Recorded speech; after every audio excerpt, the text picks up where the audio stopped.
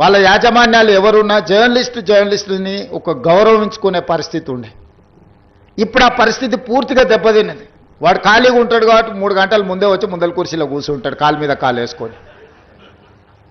వాడికి ఆ వచ్చిన సీనియర్ జర్నలిస్టు వాళ్ళ జీవితాన్ని మొత్తం జర్నలిజంలో కలిపినరు. వాళ్ళు సిన్సియర్గా ప్రజా సమస్యల్ని విశ్లేషించడానికి, పరిశోధనలు చేయడానికి, వాళ్ళ జీవితాన్ని ఆరోగ్యాన్ని ఫనంగా పెట్టి, కుటుంబాలను కూడా ఫనంగా పెట్టి ప్రజల సమస్యలను తెలుసుకోవడానికి ఎక్కడెక్కడనో మారుమూల ప్రాంతాలకు వెళ్ళి రోజుల కొద్దీ ప్రజలలో మమేకమయ్యే ఆ సమస్యల్ని తెలుసుకొని వాళ్ళు రాసిందన్న సంగతి, పాలకులు చేస్తున్న తప్పులను పట్టుకోవడానికి నిరంతరం శ్రమించి విశ్లేషించి మన ప్రాంతంలో జరిగిన విద్యుత్ ఉద్యమాల వెనుక ఇంత కఠోరమైన దీక్ష జర్నలిస్టులది ఉన్నది.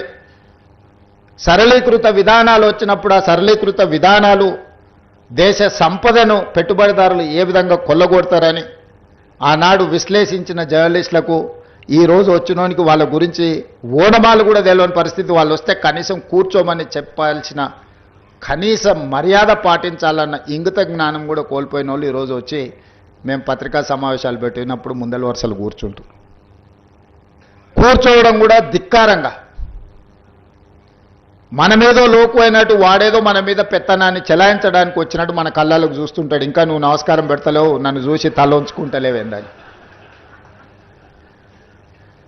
నాకైతే అప్పుడప్పుడు అనిపిస్తుంది దిగిపోయి పల్ల చెంపలు వలగొట్టాలని.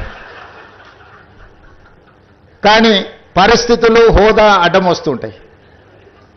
గతంలో జర్నలిస్టులను చూస్తే మర్యాద ఇచ్చి పలకరించి ప్రెస్ మీట్ అయిపోయిన తర్వాత వాళ్ళతో 10 నిమిషాలు మాట్లాడి మేము చెప్పిన దాంట్లో ఏమన్నా లోపాలు ఉన్నాయా, లేకపోతే మేము చెబుతున్న ఉద్దేశం ఇదే అని